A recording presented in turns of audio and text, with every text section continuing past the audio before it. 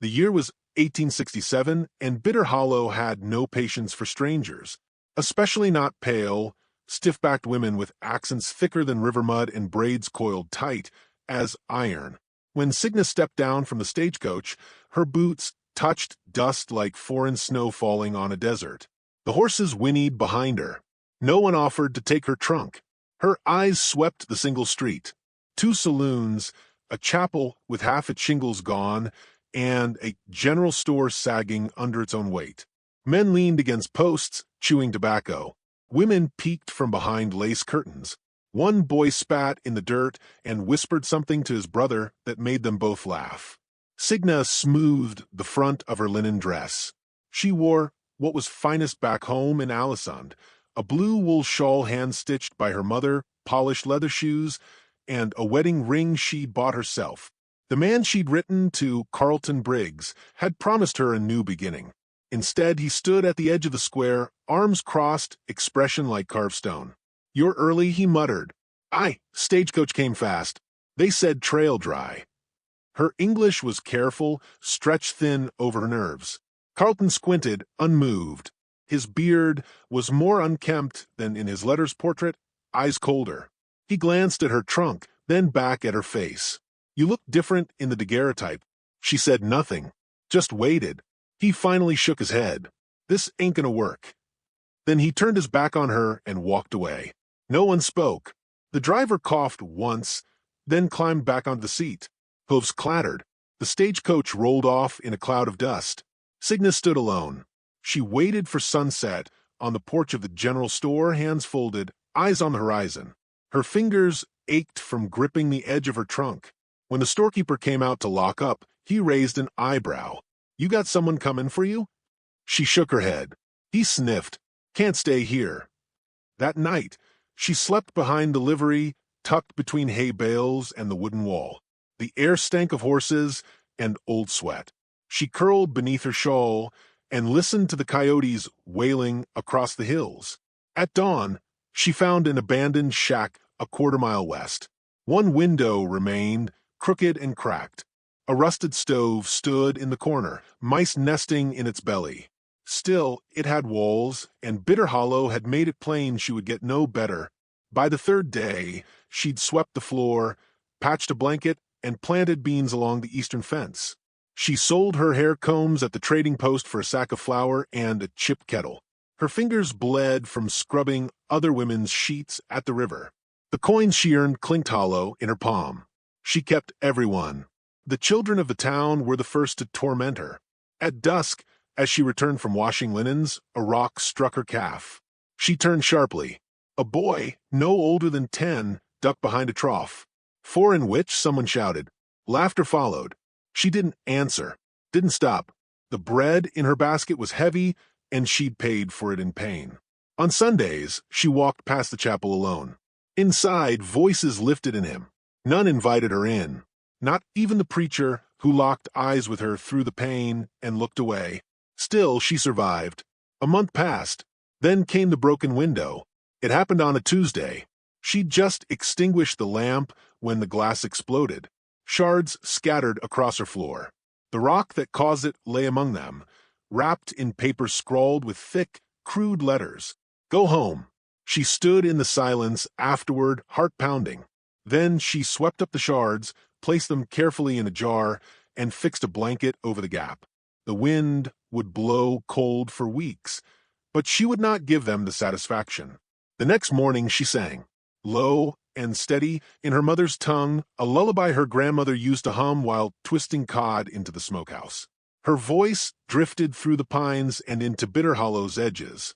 A few men paused their sawing. A woman closed her shutters tighter. But none came closer. 2 weeks later, the river rose. It had rained for days.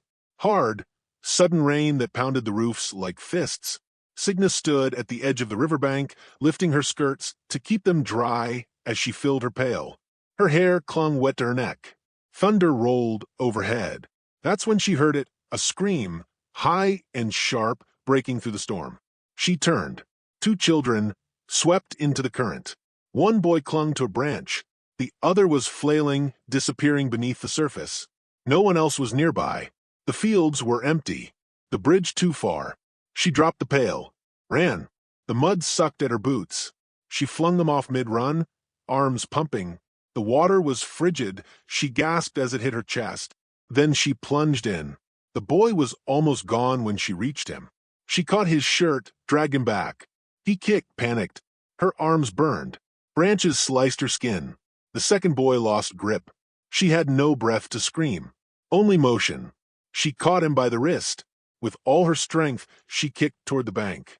The current tore at them, cruel and fast. She slammed into a rock, saw stars, then felt the bottom rise beneath her feet. She crawled ashore, dragging the boys behind. They coughed, cried. She checked their limbs. No broken bones, just shock.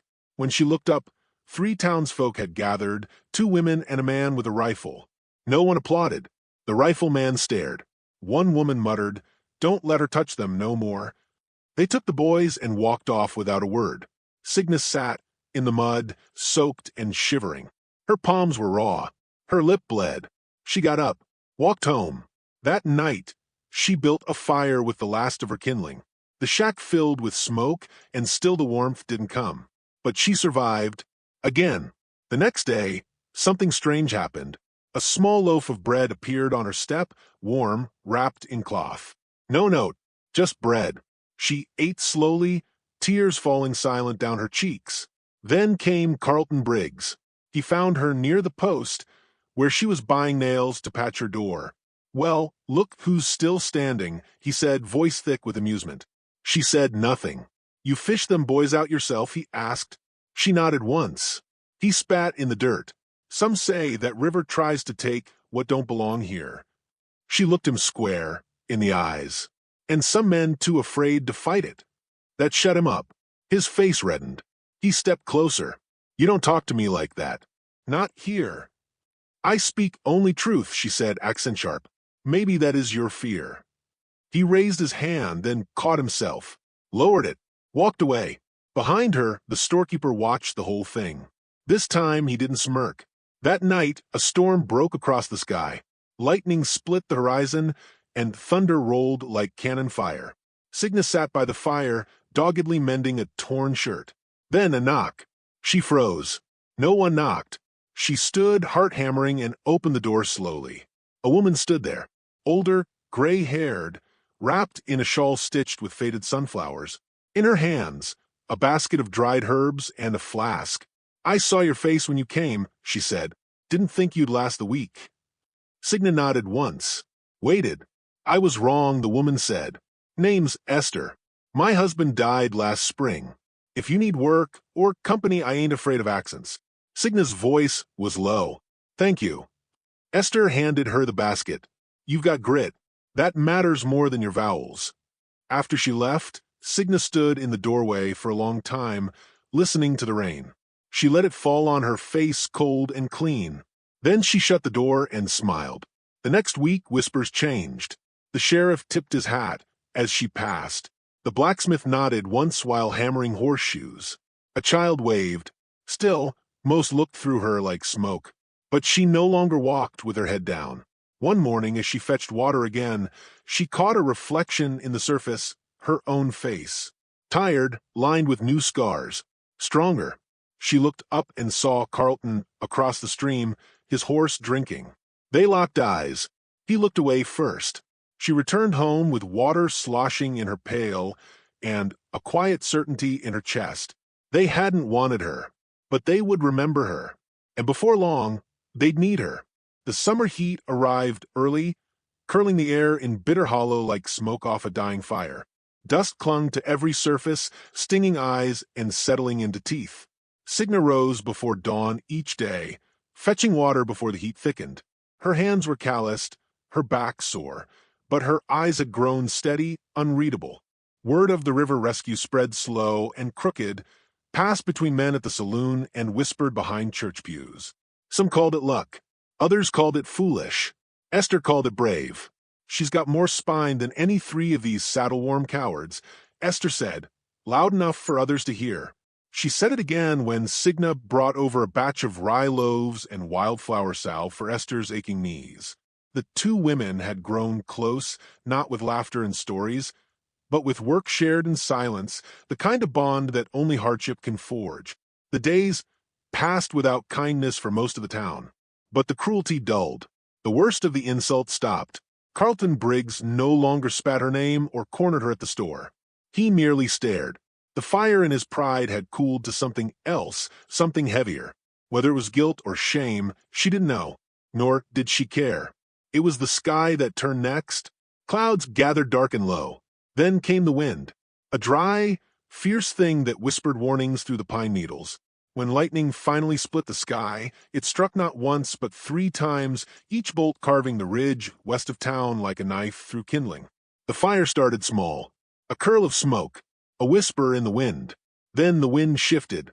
Flames roared across the dry brush, swallowing shrubs and fence posts in seconds.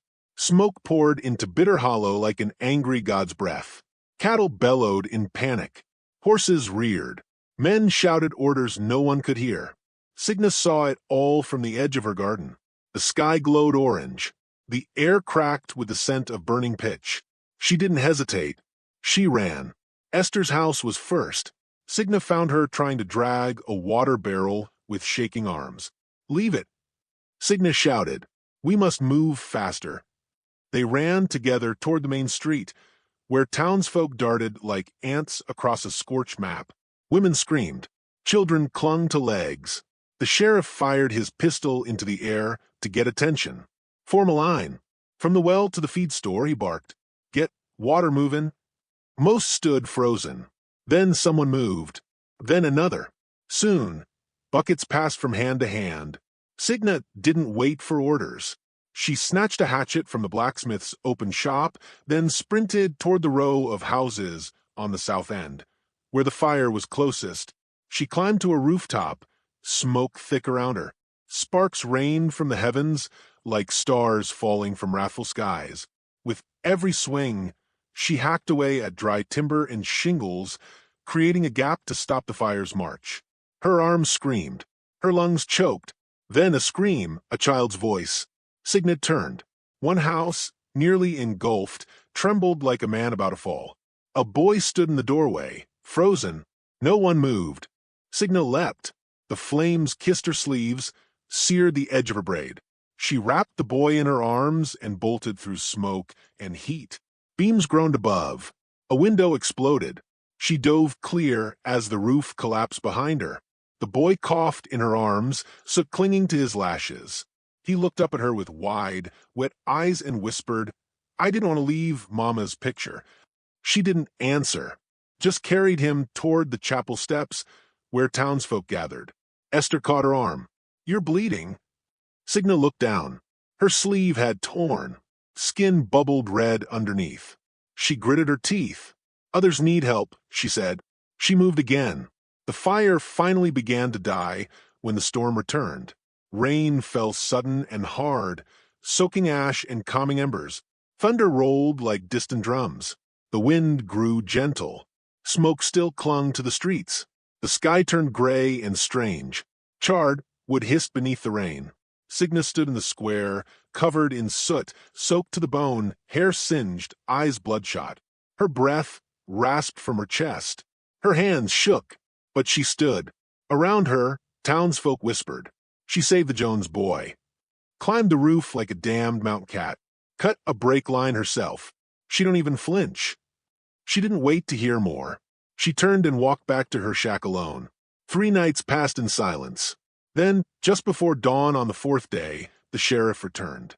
He came on horseback, his coat stained with travel, his eyes grim. The town gathered in the square. "They're coming," he said. "Red Jack's gang. 8 men, maybe more. Hit Worthington's Crossing last week. Burned the jail, took what they wanted, left bodies." Murmurs rippled through the crowd. "They'll be here by week's end," the sheriff said. "Maybe sooner." "Then we ride out," said Jed Briggs, Carlton's younger brother, tall and bitter with a scar across his jaw. "Meet them halfway. Cut them down." "Town's too weak," the sheriff said. "We lost supplies in the fire. Too many wounded. And we don't have numbers." "Then we're sitting ducks." Jed shouted, Unless, said Cigna, stepping forward, we make Bitter Hollow ready. All eyes turned. You. Jed laughed. You gonna lead us to glory, foreigner? She didn't blink. I was raised in a fjord village. Raiders came from sea. My mother taught me to hide. My father taught me to fight. This ain't your country. No, she said, but it's my home now. The sheriff raised a hand. Let her speak. She laid out her plan. Reinforce the fences with broken lumber. Use scorch planks to create choke points. Hide the children in the chapel cellar. Soak flour sacks and use them to smother fire. Place oil jars by the crossroads and light them as a last line of defense. And if they ride through anyway, someone asked. Then we fight with all we have, she said, and we do not break. Carlton stood nearby, silent. When the others looked to him, he finally said, she's got more grit than most. I say we try. That night the town worked. Barrels rolled. Traps were set. Guns cleaned. Horses tied close. Some grumbled. Some refused. But many followed. Signet climbed the chapel tower and watched the horizon, eyes fixed on the hills. The rain had passed, but a different kind of storm loomed. Esther brought her stew near midnight. You should rest. Signa shook her head. Not until it's done. You change them, Esther said. They won't say it. But I will. Signa met her gaze. They didn't want me. No, Esther said. But they need you. The sheriff brought a rifle the next morning. Old Henry, don't fire smooth, but it bites hard. She's yours. Signet took it without a word. She cleaned it herself. By the second night, the air felt electric again. Then came the sound of hooves. Not one, many. The town froze. From the tower, Signa watched torches flicker in the hills. They're here. She lit the signal fire, a plume of black smoke curling into the sky. The townsfolk took their positions. Fathers with rifles behind barrels, women clutching axes, children silent in the chapel cellar, Esther reading from the Bible with a steady voice. Carlton stood at the edge of the saloon roof, gun in hand. Signet climbed the trading post rooftop and knelt. Wind tugged at her braid. Her finger rested on the trigger. Then the gang came into view. Red Jack rode at the front, long coat flapping, rifle slung over one shoulder, a red bandana wrapped around his neck like a war medal. His men followed, rough men with cruel eyes. They slowed, saw the barricades. Red Jack grinned. Well now, look at this. A welcome party. He raised his hand. His men charged.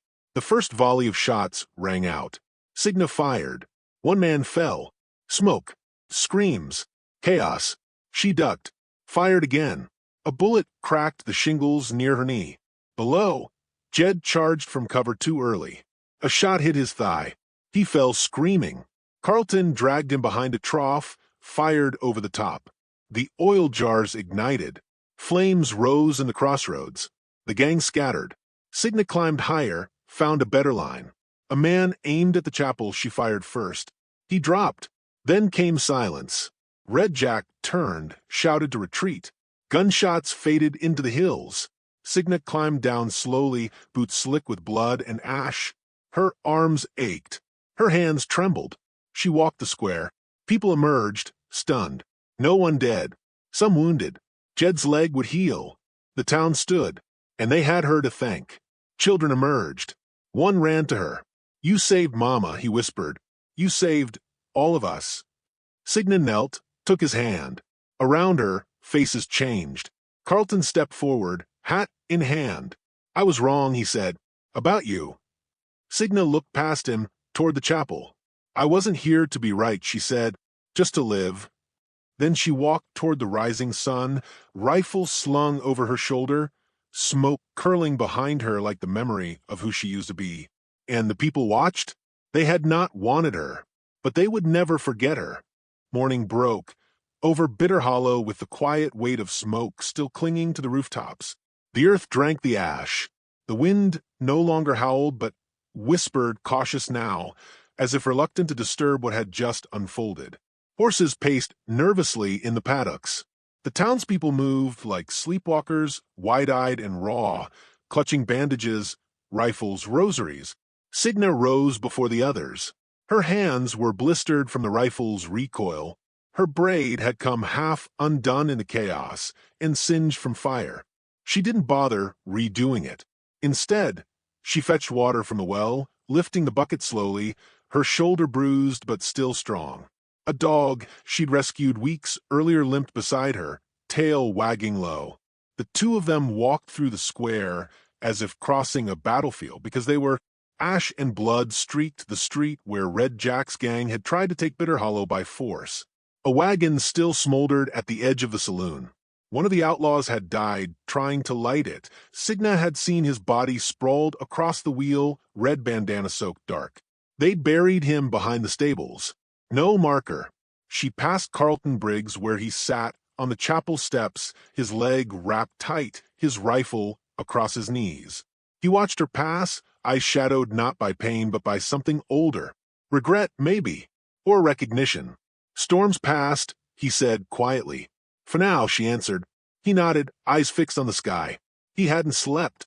She didn't blame him. No one had.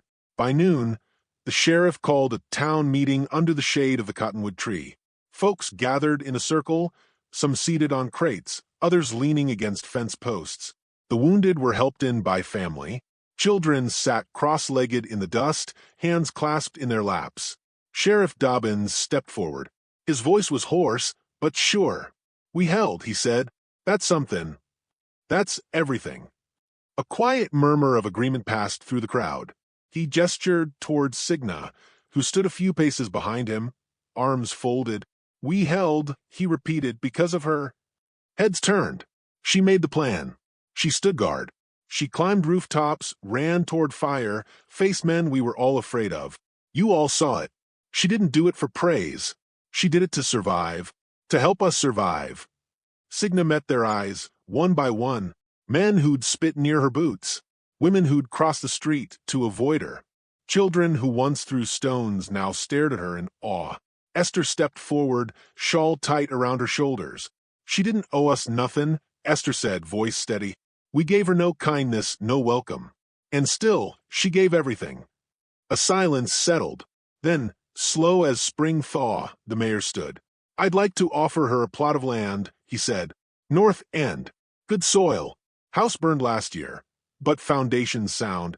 We owe her that. More nods. Then a smattering of claps. Carlton stood, wincing, cane in one hand. I owe you more than land, he said, eyes on her. I wronged you from the start. For that, I'm sorry. If you ever need help, I'll answer. She didn't smile, didn't cry, just inclined her head once, like the nod of a mountain to the wind. The meeting dispersed slowly.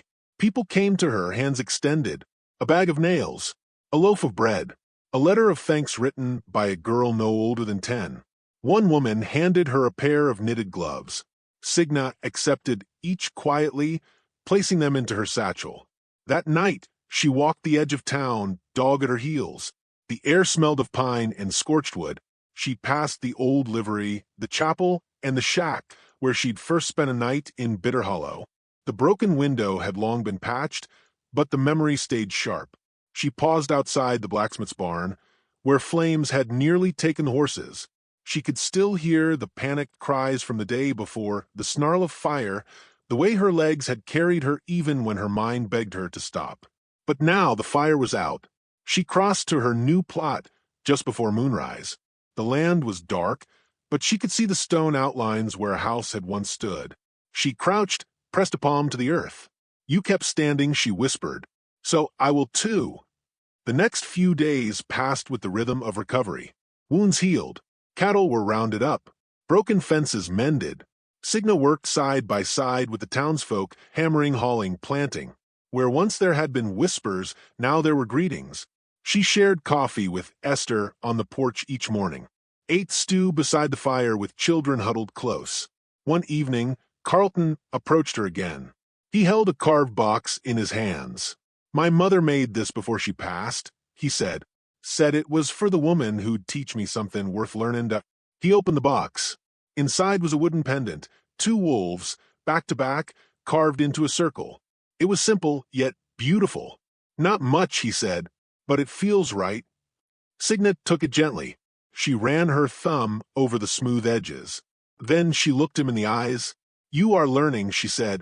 He chuckled. "Still slow, though." "Good things take time," she said. Later that night, she sat beside her fire, pendant in hand, dog curled by her side. The stars above were clearer than ever, sharp pinpricks of light in a velvet sky. A soft knock came at her door. She rose, cautious. "Open it." A child stood there, same boy she had pulled from the flames. He held something behind his back, face solemn. "This is for you," he said, revealing a small wooden carving. It was a shield no bigger than a saucer. Etched into it was a flame, a mountain, and a wolf. The lines were rough but heartfelt. "You're the bravest person I've ever seen," he whispered. Signa knelt, took the carving with both hands. "Then you must be brave too," she said, "because you saw it." He smiled shyly and ran off into the dark. She closed the door, set the carving on the mantel, and stared into the flames. And she breathed. Later, when Bitter Hollow told the tale, when strangers passed through town and asked about the old days, they'd point toward the north end, toward the rebuilt homestead with the blue shutters and smoke curling from the chimney. "She came from the sea," they'd say. "Didn't speak right. Weren't even wanted here. But she fought like a lion when it mattered. Stood firm when fire came and devils rode. Save us all." They'd say her name with respect. Some would call her hero. Some would call her legend. But most just called her Signa. And when folks asked how the town changed, the old-timers would lean back, tip their hats, and say, "She didn't come here to change us. She came here to live. We just finally learned to see her." So, what do we take from this tale? Maybe it's this. The frontier didn't just test a man's strength. It tested a woman's spirit. It asked who you really were when everything else burned away. And sometimes the one you cast out is the one who saves you. A week passed since Red Jack's gang vanished into the hills, but peace sat uneasy in Bitter Hollow. The town bore its scars, charred beams, shattered windows, a fresh grave or two where the land dipped soft. Folks spoke gentler now, but their eyes still darted toward the horizon at night. Storms passed slower. Shadows stretched longer. Signa knew better than to trust quiet. She had learned that stillness was only the breath between bullets. The townspeople rebuilt quickly, but wariness clung like smoke. Signa spent her days raising walls on her new homestead, hammering one plank at a time, sweat glistening down her back. Every nail she drove into the wood was a message to the land. "I'm staying." Her dog, a mutt with a bent ear and too much loyalty, kept close, watching birds and strangers with the same intensity. One evening, as the sun sank blood-red behind the hills, Esther arrived carrying a satchel of herbs and a folded letter. "Riders were seen," she said. "3. Sheriffs out looking." Signa dried her hands on her skirt. "They wore red?" "Couldn't say, but they came from the north." Signa's eyes narrowed. The northern trail led through gulches deep enough to bury whole secrets. Carlton came that night. He looked worn, his beard trimmed short now, his clothes cleaner, but his eyes were tired from watching roads that never stayed safe for long. He stood on her porch like he didn't know whether he was welcome. "They never took what they came for," he said, voice low. Signa didn't pretend confusion. "Supplies?" He shook his head. "Gold. Some claim the gang was tipped off to a shipment passing through town. A courier from Helena. Never arrived." She crossed her arms. "And now they come back to dig up what they missed. They might," he said. "Or they might be looking for someone to blame for their loss." Signa's jaw tightened. "They saw my face," she said. "They remember me." Carlton nodded.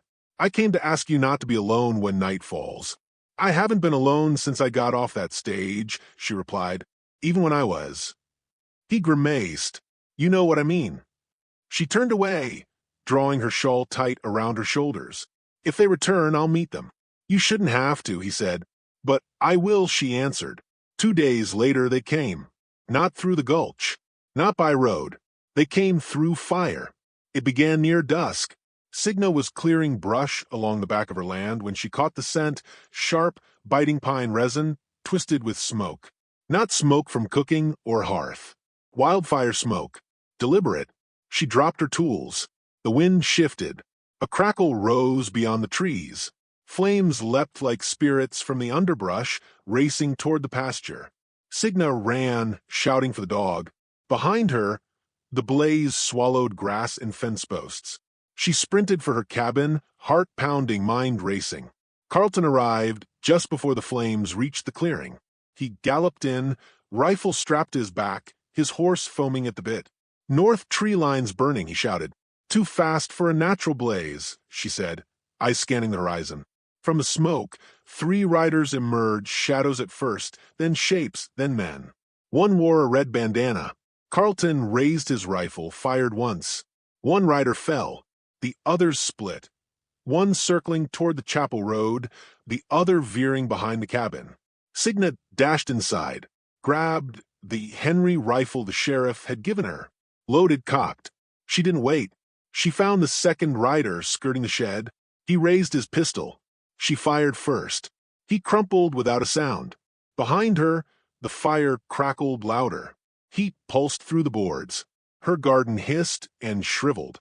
Her dog barked frantically, circling the barn. Then Esther screamed. Signet turned. Esther had come from the chapel road with a sack of supplies, too late to run, too early to understand. The third rider, lean, long-jawed, a scar down his cheek, had dismounted and caught her by the arm. Signa didn't think. She ran. Carlton reached him first. The outlaw spun to face him, blade flashing in the firelight. The 2 men clashed, grappling, twisting. Esther fell to the ground. The rider shoved Carlton back, then turned to stab. A shot rang out. Signa stood 10 paces away, rifle raised, her breath a steady rhythm beneath the chaos. The outlaw fell face first into the dirt. Silence followed. The fire had weakened, thanks to soaked fields and scorched earth left from the last attack. Men arrived with buckets. Women formed lines. Within an hour, the flames were doused. Smoke rose in ghostly trails. Carlton sat slumped against the barn, blood on his sleeve but not his own. Esther crouched beside him, hand over her mouth. Signa stood alone, her rifle barrel cooling in the wind. Later, when the bodies were hauled away and the town gathered to count blessings and dead, the sheriff made it plain. They weren't coming for supplies, he said. They came to erase what shamed them. He nodded toward Signa. But they failed. This time, the town didn't whisper. They stepped forward, each one. Men clapped her shoulder. Women touched her hand. One child, small and wide-eyed, offered a single silver coin. "For you," he said. "For being brave." Signa knelt, took the coin gently. "I'm not brave," she said. "I'm just still here." Carlton stayed behind as the crowd left. He leaned on his cane, watching the smoke curl into stars. "They feared you," he said, "because they knew they'd lose to you again." "I didn't want war," she said, "only to live in peace." "You made this place yours," he said, "not by force, by fire, and by standing tall when others wouldn't." She looked up at him. "I never wanted to be remembered like this." "Too late now," he said. "You are." That night, she didn't sit by the fire. She walked, past the blacksmiths, past the well, past the chapel whose cellar once hid the town's future. She walked until she reached the bluff that overlooked the valley, the moon silvering the hills. The land lay still now. No flames, no hoofbeats, just stars. She sat there, dog curled beside her, and she thought of home, not Bitter Hollow, but the fjords and forests of Norway, the dark winters, the lullabies sung in the voice of a mother who never imagined her daughter would cross oceans and firestorms. Yet here she was, and when people spoke of Bitter Hollow in years to come, they would speak of that foreign woman who came with nothing but a trunk and a name no one could pronounce.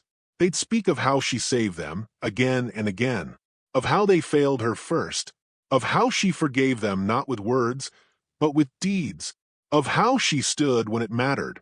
And maybe, just maybe, someone would say, she built her home with grit, guarded it with fire, and left behind a name carved deeper than stone.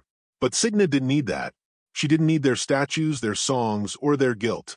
She had the earth beneath her hands, the stars above her, and finally, a place that was hers.